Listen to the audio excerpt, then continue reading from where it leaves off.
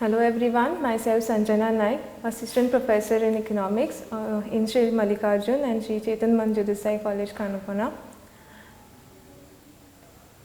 The module which I am going to present is isocline, returns to scale using isocons, module number 26 of Unit 2, Production and Cost.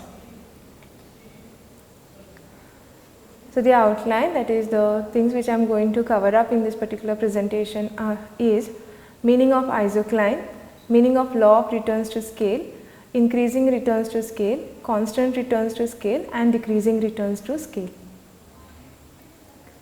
So the learning outcomes. So upon completion of this E module, students will be able to understand the relationship between input and output in the long run with the help of law of returns to scale, and also they will be able to apply the knowledge of returns to scale in decision making. First we will see the meaning of isocline. Now isocline is an isocline is the locus of point of different isocont at which the marginal rate of substitution of factors is constant. So isoclines are obtained from production function of the firm.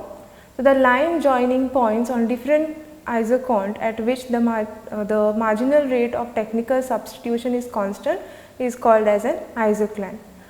So if the production function is homogeneous, the isocline will be a straight line. It means if the isocline has to be a straight line, the capital and output ratio has to be the same. And if the production function is non-homogeneous, then the isocline will not be a straight line. So this can be shown in this particular figure. So in the left panel, as you all can see, on y axis we measure labor and on x axis capital. So the ray starting or the line passing through the isocont, different isocont at their minimum is the isocline, that is a straight line. It means that here the capital and labor ratio is equal. On the other hand, in the right panel you all can see the isocline is not a straight line because the capital and labor ratio are not in same proportion. Moving on to the next subtopic, that is law of returns to scale. So we will see the meaning of law of returns to scale first. The law of returns to scale describes the long run production function. In the long run, all the factors of production becomes variable. So the expansion of the output can be achieved by varying all the factors of production. Now the term returns to scale refers to change in output as all the factors changes at the same proportion. So greater use of input by maintaining same techniques of production. So there are certain assumptions which are made in the law of returns to scale. The assumption of law of returns to scale are that technology is given. Second thing is the workers are given implements and tools. Third is there is perfect competition and the output is measured in terms of quantities. Now there are three types of returns to scale: increasing returns to scale, constant returns to scale and decreasing returns to scale. So we will see the first one, that is increasing returns to scale. Now increasing returns to scale, here what happens is output increases in a greater proportion than the increase in input. So output increases faster than the input. For example, if inputs like for example capital and labor are each increased by 10%, the output increases over here by 25%. So this is called as increasing returns to scale.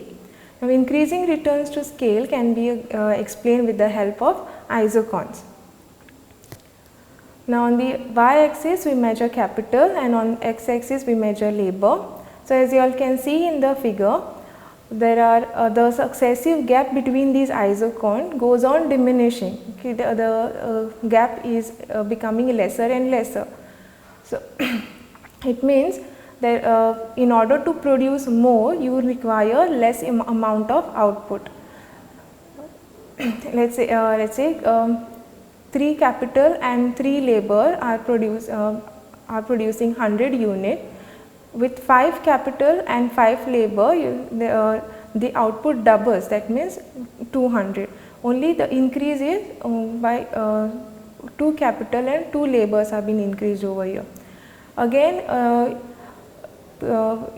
on the isocon C, okay, here we can say that 1 capital is been increased and 1 labor is been increased, but the output doubles to 300 units. The next one is constant returns to scale. Under constant returns to scale, output increases in the same proportion as there is increase in input. So, when firm's production process shows constant returns to scale, the isocons are equally spaced, there is equal spacing between the isocon as output increases proportionately. So, we can say this is the transition stage between the increasing and decreasing returns to scale.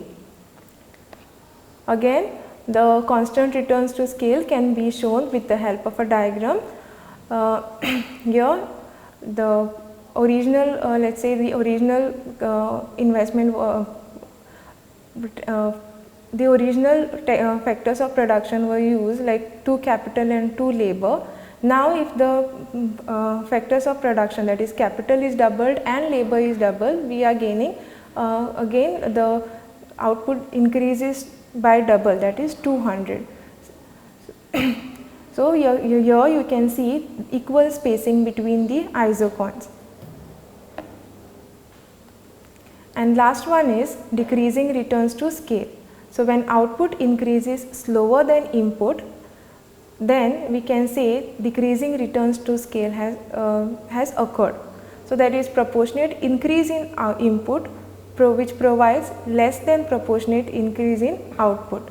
So, the distance between the consecutive multiple isocont increases. So, this again you can see with the help of this particular diagram. The gap between the successive isocont is increasing.